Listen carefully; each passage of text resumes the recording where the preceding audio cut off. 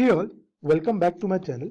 In today's video, we will gonna discuss that how we can use the ls command in the Linux platform. For any command in the Linux platform, if you need any more information, you can always go back to that one and type --help. It will gonna show you all the arguments this particular command will gonna support with the different syntax, and you can play around with this, and it also shows the definition of each and every one, how to use it and where to use it. So now suppose if we do have a folder or files whose permissions and different details we want to verify, the first command we can always go back and write ls. It will gonna show you what are the different files and folder. Whatever the blue color ones, they are the folder. Whatever the white color are, they are the files in your particular folder.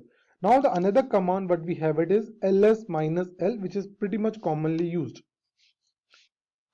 If you type this command, it will gonna show you what is the current read write operations user has it, who is the owner of that file, what is the file size, when this file has been created, and what are the timings, or give it with the timestamp on this particular one. Now there is another command as well, ls-la.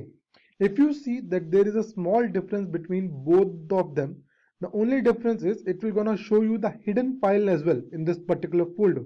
So by using the ls command, you can check the folder properties and its detail, similar like your Windows platform. Thank you.